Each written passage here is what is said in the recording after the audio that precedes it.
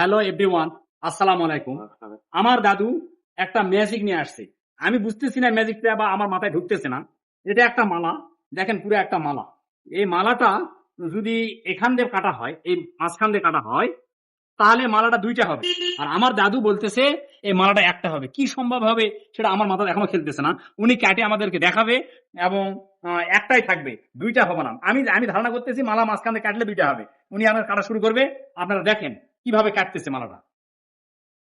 দেখেন, এই শুরু ধর, এদিকে ধর। এই শুরু করতেছে, এই মালাটা কাটতেছে, হুম,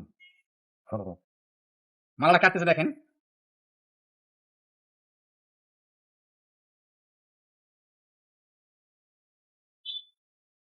কোনো কাটতেইছে মালাটা দেখেন।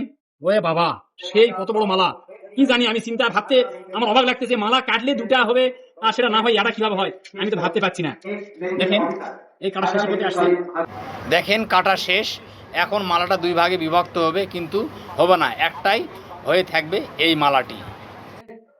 ইলাহি, হ্যাঁ দেখাতে পারো। দাদা এখন কারা এটা কেটে আমাদেরকে দিয়েছে। এই যে দেখেন, পুরা মাঝখানে কেটে দিচ্ছে। আমরা বলতেছি দুইটা হবে, এখন দেখতেছি কয়টা আছে এখানে মালা। দেখেন তো ভাই, ধরেন তো, এটা কিভাবে সম্ভব? এটা কিভাবে সম্ভব? মালাটা কেটে দুইটা না হয় একটা হয়ে আছে। এটা আমাদেরও মাথা কেস করতেছে না। দ্বিতীয় কথা হচ্ছে, আপনারা যদি বুঝতে পারেন তাহলে আমাদেরকে কমেন্টে জানিয়ে দিবেন। নিশ্চয়ই কমেন্টে জানিয়ে দিবেন মাঝখান দিয়ে কাটার পরও দুইটা না হয় একটা কিভাবে হয়। এটা আপনাদের কাছে রিকোয়েস্ট, কমেন্টে জানিয়ে দিবেন। কেউ যদি খেলাটা বুঝতে পারেন বা ধরতে পারেন তাহলে আমি নিশ্চয়ই তাকে পুরস্কার দিয়ে বিদায় করে দেবো ইনশাআল্লাহ। সবাই চলে আসবেন।